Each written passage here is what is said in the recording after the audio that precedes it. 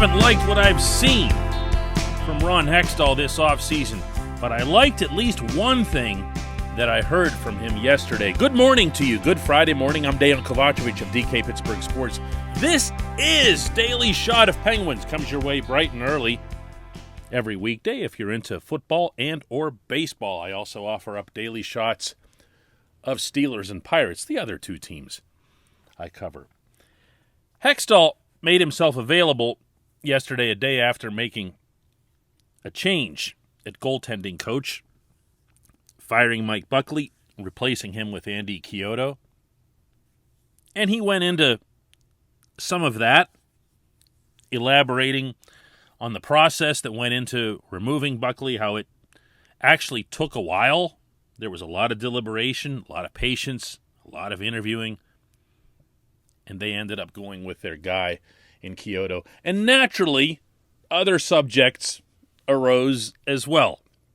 And one of them was how to replace Cody Ceci. Now, if you listen to this program on any kind of regular basis, you'll know that this is a regular recurring feature on this program. How do you replace Cody Ceci?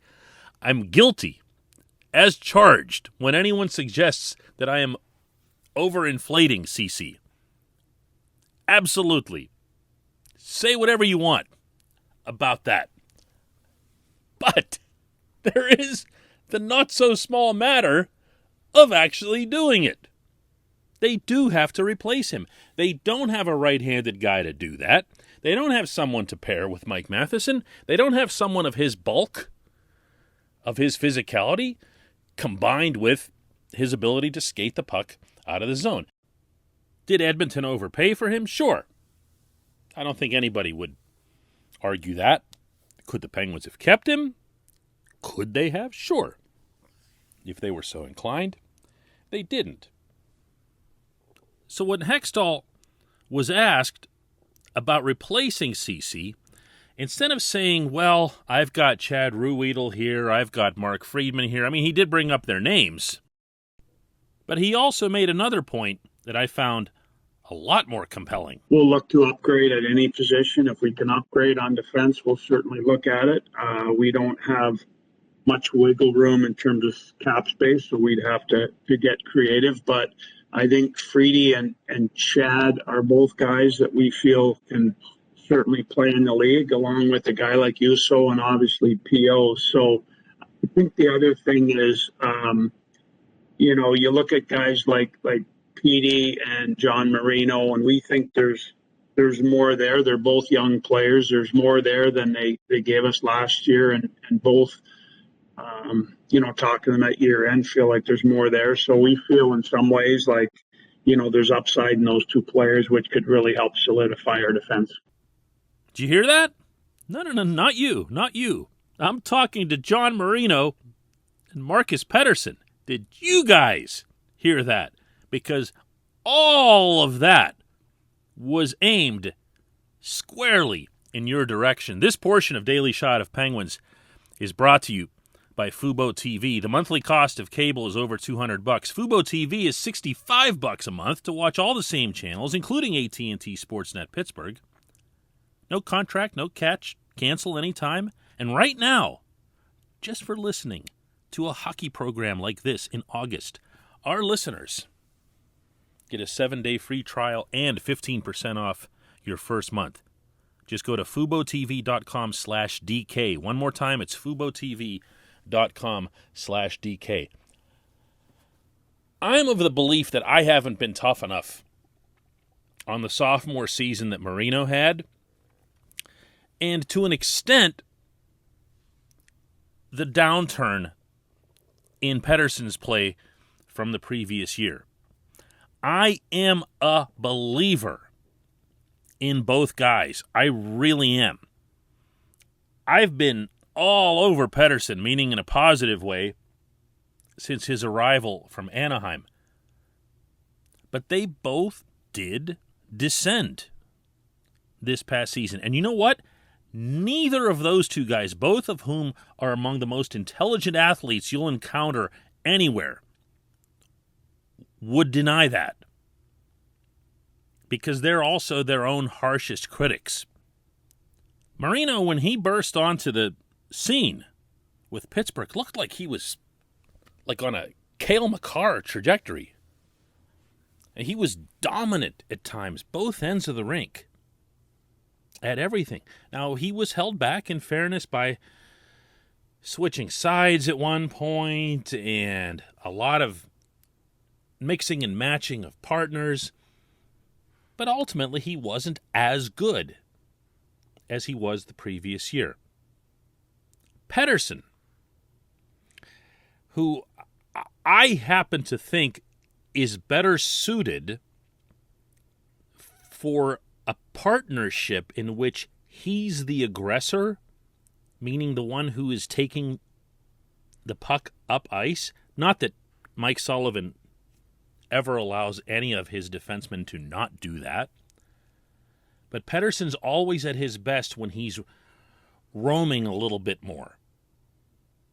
He's a better offensive player, I'm confident of this, than what most people will recognize or give credit for. But these are the two guys, meaning the partnership, meaning the pairing. And this was the point, I believe, that Hextall was really making. It's that, listen, if Ceci and Matheson were going to be our number 2 pairing, then the guys on the third pairing would still be underachieving based on where we feel they should be.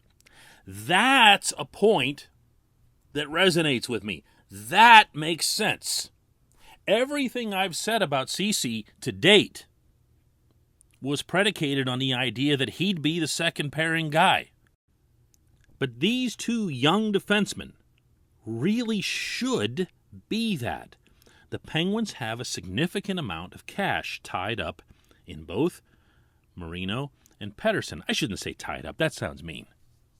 They have, well, they do. There's a lot of money that's on the table there. They both have 3 more years on their contracts that were signed under Jim Rutherford, and that's going to be something that's a burden if they don't ascend, if they don't improve.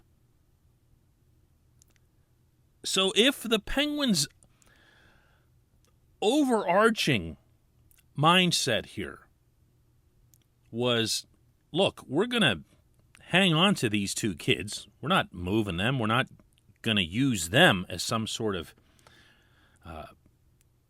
attempt to free up cap space. We actually want them to be the best versions of themselves. Well, that's something that at least, we can have some dialogue on, That's something that I can work with. Not that anyone there would or should care what I think, but, I'm just trying to share with you. Because I've been pretty demonstrative about this Ceci thing.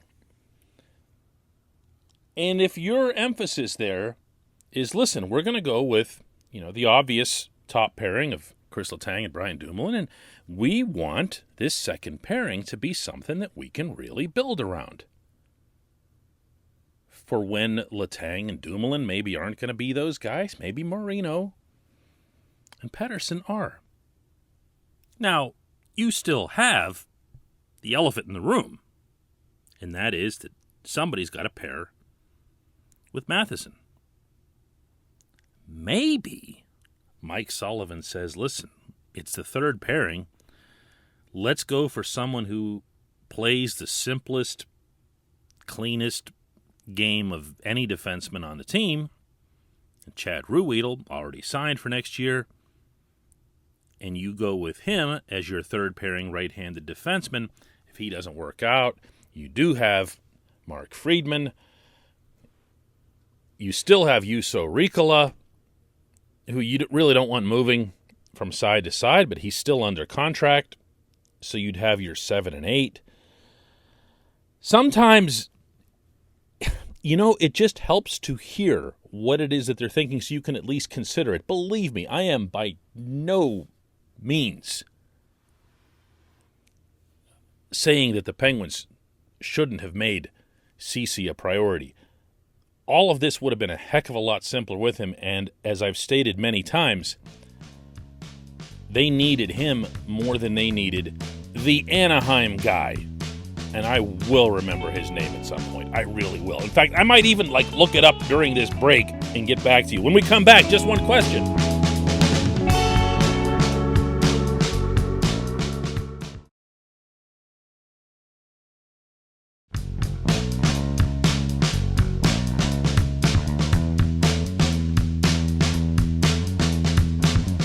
Welcome back. It's time for Just One Question, as always brought to you by the good people at the Greater Pittsburgh Community Food Bank, where they're committed to providing food for all of our neighbors in need across Western Pennsylvania.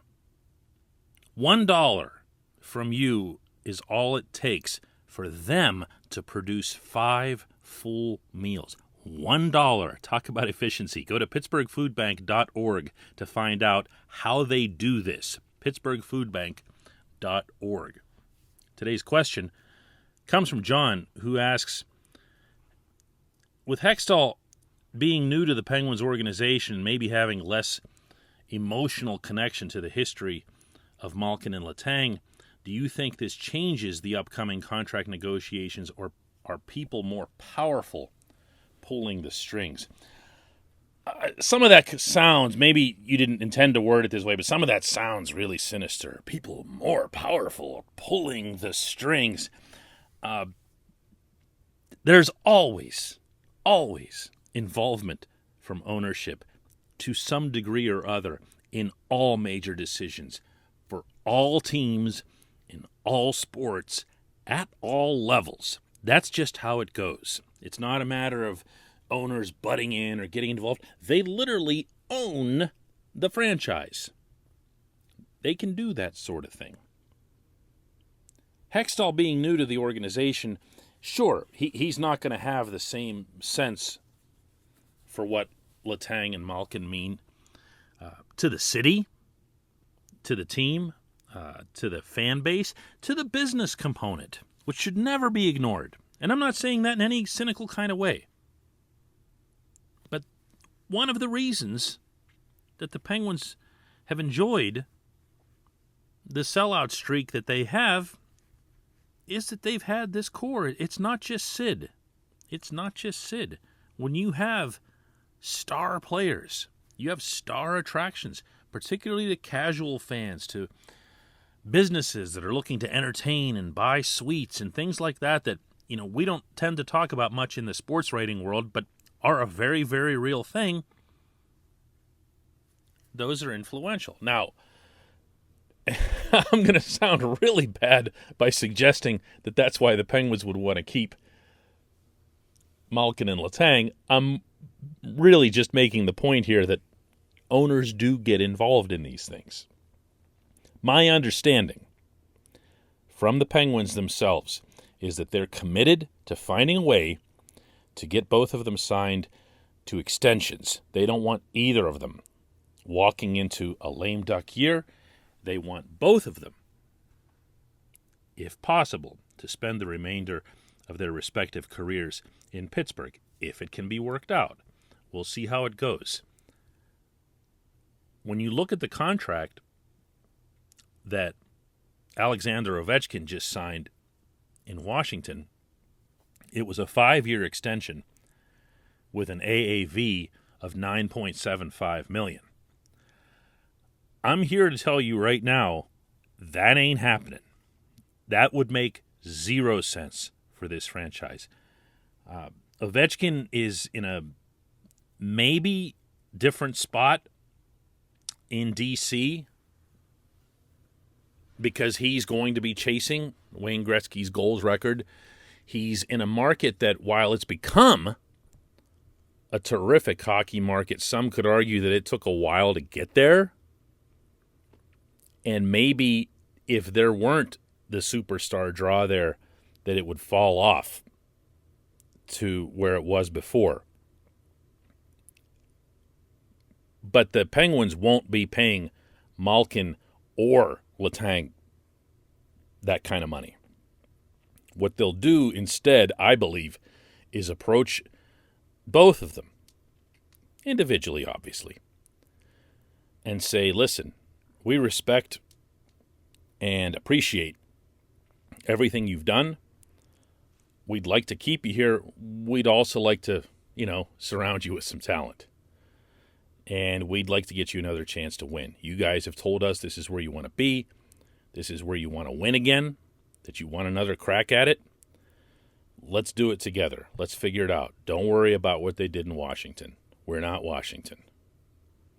And I think that they will come to terms with both of those guys. I do hope, though, and I say this respectfully, I do hope that the dollar figures don't end up surprising in a negative way, meaning hurting the cap, because that would not be a good move for this franchise moving forward.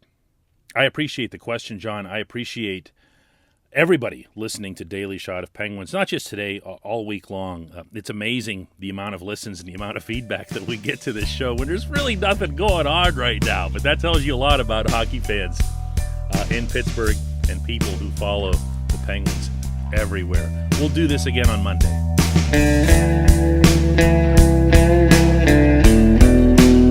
Hey everybody, thanks for listening. Please subscribe to our DK Pittsburgh Sports channel, and don't forget to hit the bell to get notified every time we post a new video or podcast.